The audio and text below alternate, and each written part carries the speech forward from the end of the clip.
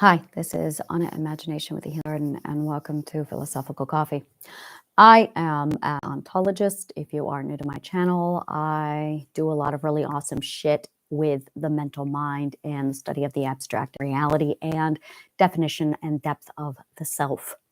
The self is composed of all of the components that make up an individual, and when you locate the correct balance, the equilibrium of the self, mental illness literally just kind of falls away. And it's physics. Yes, it's that easy.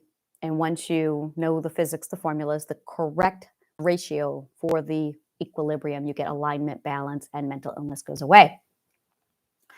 So I did a lot of work yesterday.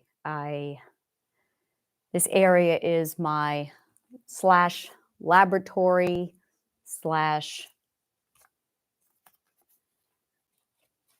classroom.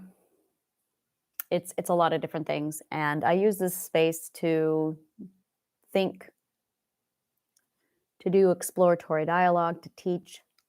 Mostly it's to teach, but it's also mostly to journal. I record my journey through this, so a lot of it is for my own records so that I can track my own research as I do this.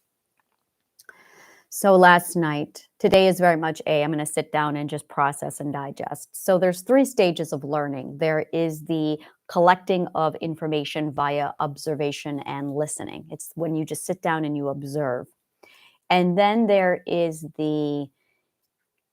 and that is very much an open to receive, a vulnerable position. The other is when you are closed and you are silently processing information. And the third is when you integrate and you merge what you've explored and discovered with what you've processed, and then you've got integration. When you have that, it progresses you ethically through something called ethical law and natural learning. Your ethical law and natural learning is your evolution. It is your pathway through life. It is your life journey. It is your personal story. It is literally the summation of the self and who you are. The process defines you, gives you ethics, helps you know who you are, gives you power, gives you lessons, morals, experience with which you can deduct and make better choices and problem solve. And the integration of all of this process are the components that make up the greater whole of the self. When you have trauma, it fucks up with this process. And this is when you're balanced, it's completely impenetrable. When you're balanced, you're unstoppable. You're formidable. When it's balanced, nothing can touch you. That's confidence. When you're unbalanced, the slightest little thing will set you off because you're unbalanced. You're like a spinning top. You are exactly a spinning top that's out of alignment. So you fly off into the opposite direction. You become unstable and reactive.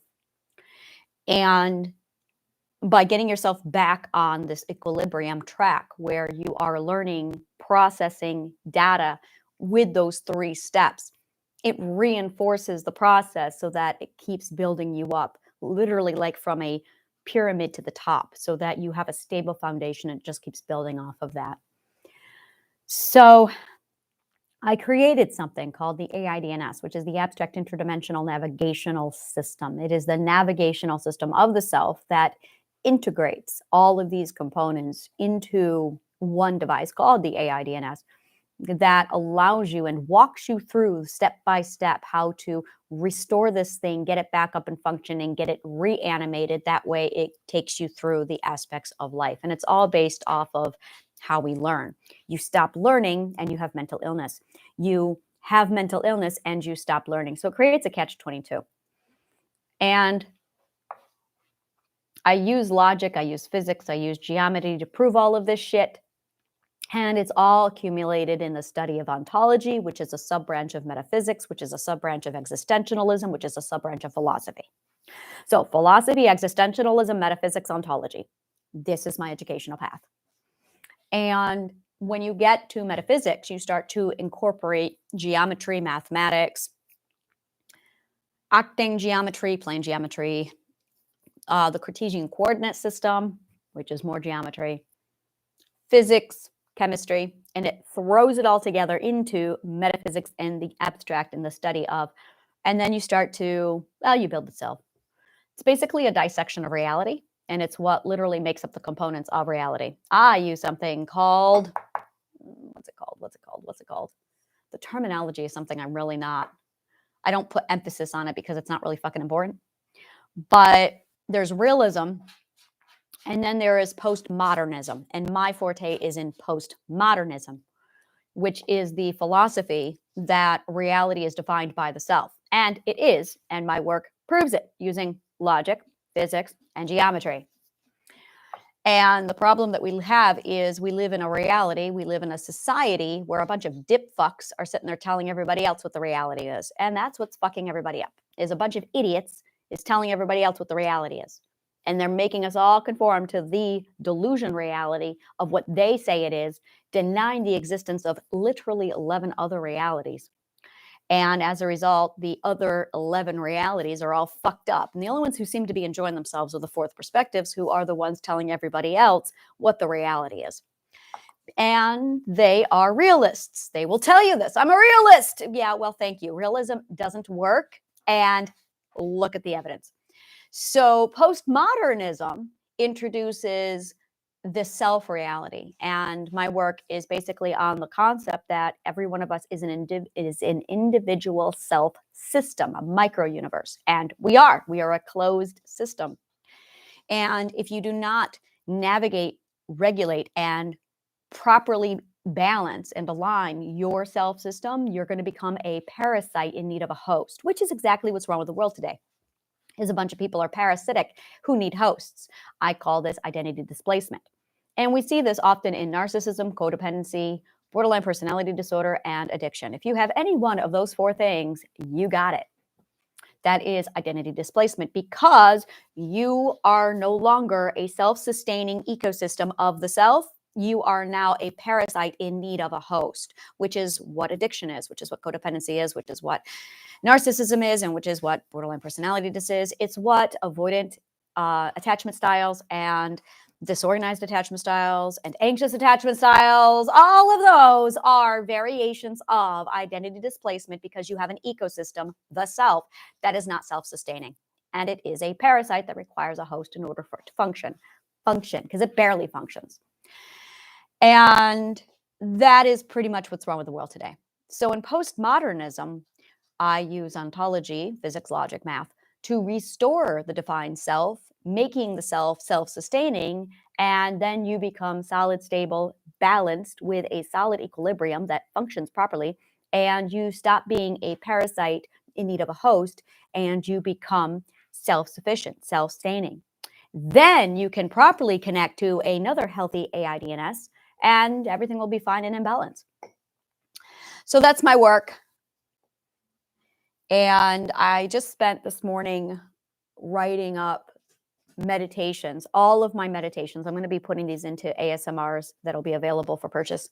In addition to that, it's also going to be in my book, Unbreaking Delusion, where you can read through all of them. And it literally gives you, if you have problems with fear management, this is what you need to focus on. If you have problems with suicide, your love, your value, your purpose, you need to follow this. If you have problems with defining the identity and the self, you need to follow this. If you have a problem with authority, power, control, you need to follow this. And here are the 12 ethical perspective stages, each one with their own mantra and meditation. So whichever one you are in, you can just plug it in and do it. I recommend just starting at the beginning and going through all of them.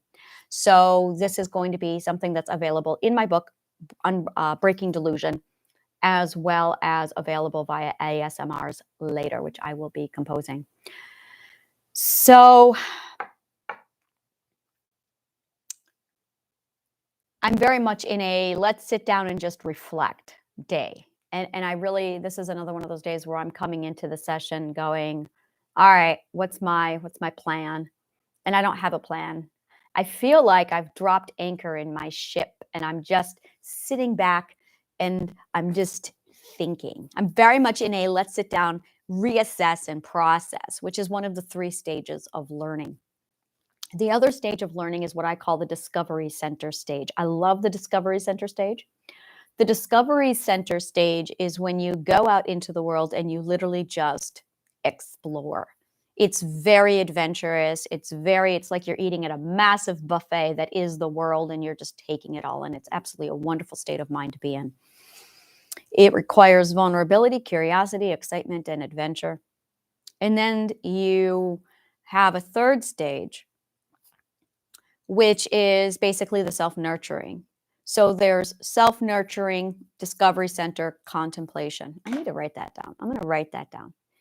And that's it. I really want to write that down. Give me a minute here.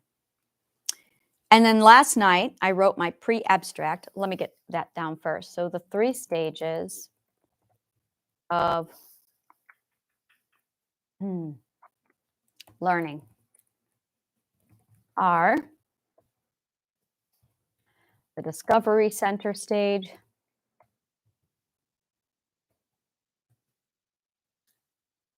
silent contemplation, processing, and then self-nurturing. The discovery center is when you learn with others.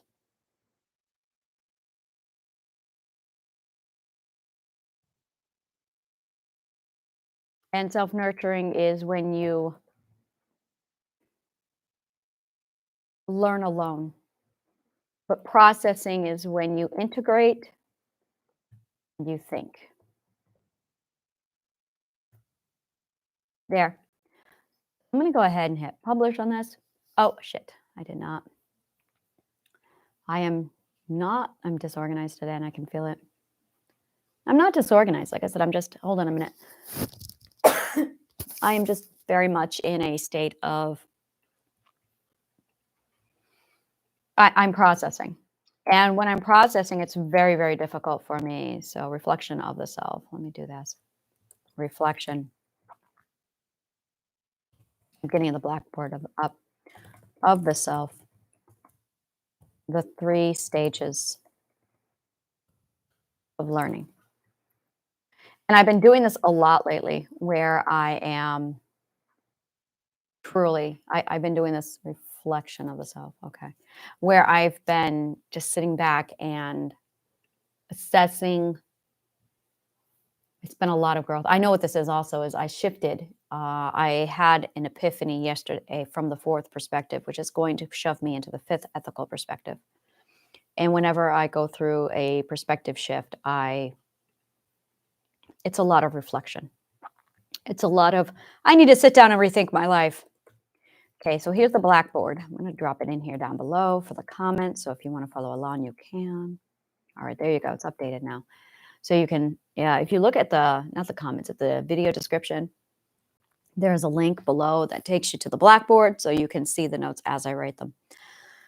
I'm not in like I said, with processing, it's different. And the reason why you need to know the 3 stages of learning is because every stage of learning requires a different tool, a different strategy. And it's the integration and the balance of your 3 tools that will literally help you manage your life. So the discovery center, you need to be objective. We're going to talk a lot about that. Objective vulnerability. Big words. The next one is going to be in silent contemplation. It's going to be susceptible isolation. Oh, I'm sorry. That is in, that's actually, you're going to be susceptible isolation in both of those. The only time you should ever be in the discovery center is when you are objective vulnerable. And susceptible isolation is integration processing. Susceptible isolation, closed. All right. And then there is susceptible vulnerable. Vulnerable means open. That's all it means. Does not mean weakness. You should never fucking be around people unless you are objective, because you are open to receive when you are vulnerable. And if you are, it's the objectivity that keeps you from absorbing people. It's internalizing if you are susceptible and open. Don't fucking do that. There's a lot of dumb people, uneducated, ignorant people who have no idea how to self regulate. And they will be susceptible. They will be open to receive. And then they will think, now is a good time to go mingle. No, no. And the reason why is because they don't know how to be objective, because they are so inefficient at managing and self regulating that they mingle while they are open. And those are the people who are oversensitive. Those are the people you have to walk eggshells around. Those are the people who usually are very parasitic. And that's why they're mingling, is because they're looking for a host. They are called empaths. So if someone claims that they're an empath, that is either a very, very big red flag that they are susceptible and looking for a host, and they are not self-regulating properly, so they are absorbing everybody's emotions inside of them, which are actually not other people's emotions. It's really PTSD trauma, where they are associating the sadness and grief of other people from their own forgotten memory. So they feel, quote unquote, the grief and the suffering of others, when in fact they are mirroring and remembering their own. And whenever I hear someone call themselves an empath, that to me is a huge red flag. Like, oh, you're one of those. What that means is that is somebody who does not know how to be objective ever. They have no idea how to be objective because they do not self-regulate. And as a result, they are looking for an emotional prosthetic because they feel so empty inside that they seek out others to fill them, hence parasitic. And they will go out and seek in search of identity displacement, which means they're going to be oversensitive. They're going to be jumping around to every little thing said. They're going to take every little thing they read personally. And most people, our entire culture, tiptoes around these people. We over enable them, over nurture them, which actually worsens their condition. Like I said, it's a equilibrium, and we have fucked up the balance of the equilibrium, which is why there's a lot of mental illness out there. So my work restores it. And it starts with knowing the 3 stages of learning and managing yourself in those 3 stages. If you are an empath who absorbs all the feelings of others, get your fucking ass home and be alone and isolate. And if you are an empath, you're probably going, oh my God, I hate being alone. Yes, exactly. Why? Why are you people hate being alone when they are like that? Because being alone with themselves reminds themselves how little they know themselves, which is the problem, which is why you feel so alone, is because you have divided yourself to the point where you don't know who you are. And when you sit down and you are isolated, you are reminded of that fact. So it's actually an addictive avoidance response to be an empath and go socialize. There are a lot of hidden addictions in our culture that we are unaware of. And as a result, it's a massive problem and a massive pandemic. Is it Wednesday? Let me check. Oh my God, it's Thursday. I stopped counting days a long time ago. I was going to say, no wonder why I feel burnt out. I can only do like 4 of these philosophical coffees now on a given day. I used to do every single day, 2 hours a day. And now I'm at a point where I need to take breaks. I need to do more writing. So, and I don't track days. So I just go by what feels right. So today it doesn't feel right to be doing this. So I'm probably just going to do a very short video, and then I'm going to get off. And I'm going to go write, because usually I like to do it. So Monday, Tuesday, I do philosophical coffee. Thursday, Friday, I do philosophical coffee. But I also don't track days. I go by my whim and my emotions, because emotions are always right. So emotions are always right. They're highly logical. Emotions are always right. 10th ethical perspective. So I'm feeling it. I'm definitely feeling, this is exactly what I mean. I'm feeling susceptible. No, I'm not feeling susceptible. I'm feeling, no, this is absolutely a perspective shift. I'm feeling vulnerable, definitely, but I need to just shut down and go inward. So I really should not be around people. This is exactly what I mean by I really shouldn't be around people today. So I'm going to be isolated and withdrawn while I process the new perspective that's coming in. By the 17th, I will have the next perspective in. I will be in the fifth ethical perspective, and then I'll be able to really contemplate on accountability in the second person point of view.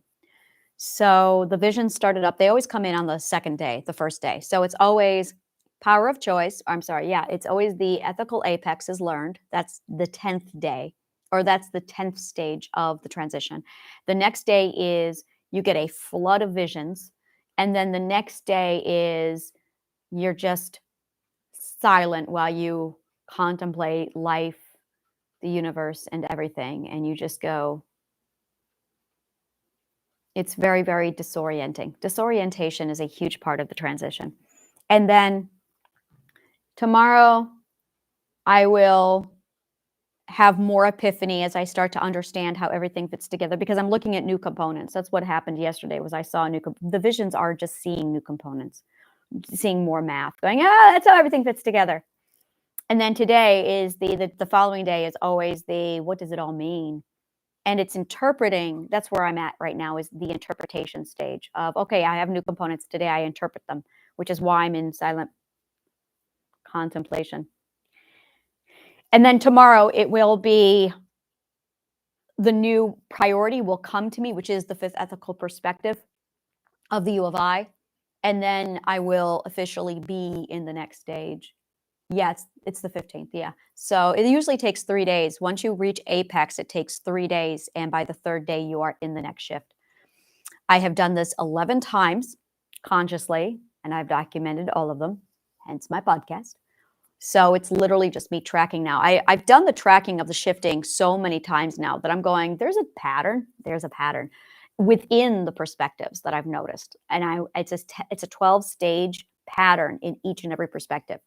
So you can be in stage 10 of the 12th perspective. You can be in stage 10 of the 4th perspective. Right now, I am in the 10th stage of the 4th perspective of the U of I.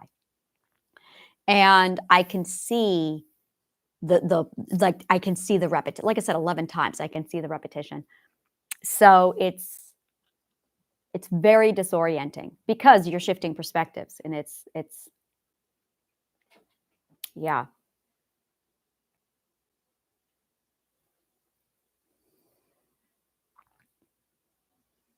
I started writing my abstract yesterday, and I wrote down all of the AIDNS, like it was the full outline. And I'll read that to you. And I wrote it all out, and my mind was just still like flabbergasted over what I wrote. So this is the pre-abstract. The AIDNS and the defined components in summation. I built the AIDNS to be 100% compatible with the subconscious mind's natural learning system, self-preservation system, and logical comprehension. The mind will just consume it and spread it via the law of reflection. The AIDNS is a healing virus that restores the self-equilibrium of alignment and balance to our subconscious mind and its natural function. The mind wants this, needs this, is starved for it, which is why everyone who receives it experiences a deep logical sense of relief as order is restored to their logical comprehension. It is 100% built on consent. It has to be. It is 100% holistic. No one who will take in the AIDNS will do so without their knowing and their consent, which restores the power and self-authority, which is the catalyst for initiating healing. All you have to do is read and watch the story and understand. The subconscious mind does the rest automatically. The AIDNS was designed to be so compatible with the subconscious mind that the subconscious mind does it all without your even doing anything. It just does it. The AIDNS are the mental components and scientific method based on physics and logic that make up internal peace, confidence, and optimum mental wealth. It is the equilibrium of the self that, when misaligned and imbalanced, causes mental illness. I am currently preparing my abstract on the AIDNS and the emotional transaction of human connection with the process of connecting an AIDNS to another. Unconditional love, unconditional belonging, unconditional happiness. These variables are too important to have them contingent upon conditions. The abstract goes on. This is like the preliminary. And it goes over here. The goal of the AI DNS is to achieve aligned balance that preserves the natural equilibrium of the self system, which is a closed system and micro-universe. Upon completion, you will be able to restore your self system and function, connect your AI DNS to another to achieve healthy human connection and relationships. This is how you achieve mental and internal peace. The estimated time of completion and full integration is between 2 to 12 weeks, depending upon the formula. Suffering plus return of investment risk is greater than risk plus work required for change. It also is contingent upon which ethical perspective you are. However, that is already taken into account in the formula. Suffering plus ROI is greater than risk plus work required for change. So if you are in the 5th perspective or higher, you're going to fit that formula. If you are in the 4th perspective or lower, it's going to increase your inability to do the program. I am working on, and I already see the solution. I just need to define it. I can see it. I can feel it.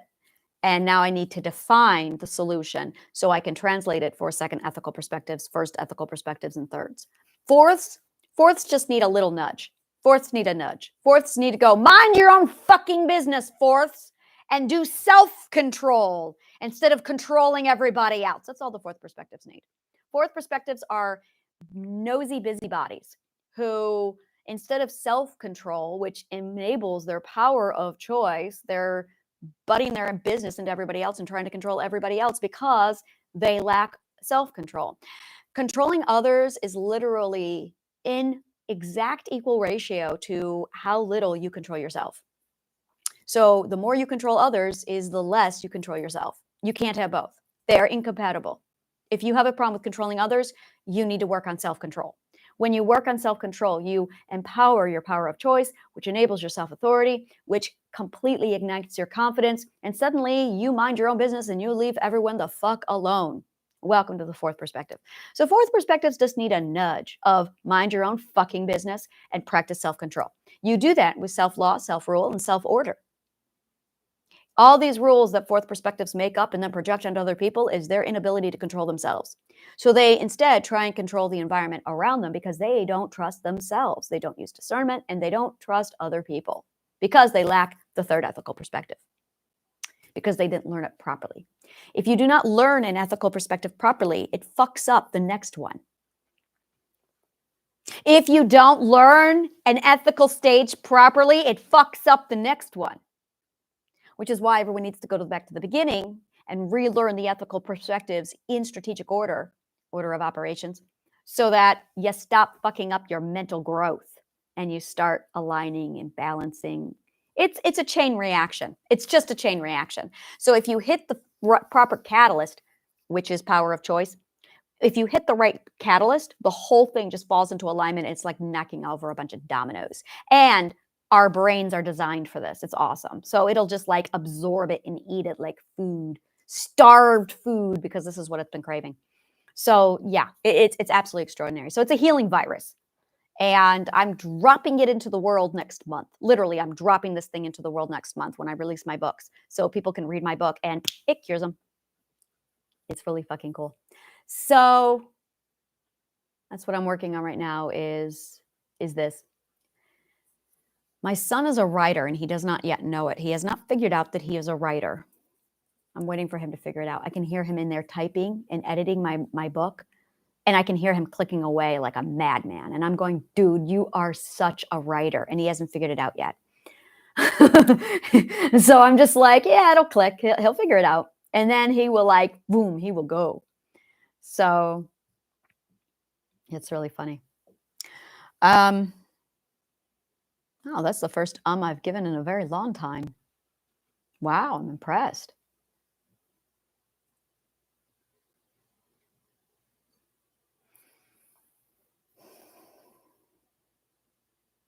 Yeah, I am just in contemplation. So I'm going to shut down and say thank you very much for your audience. May the kindest of words always find you.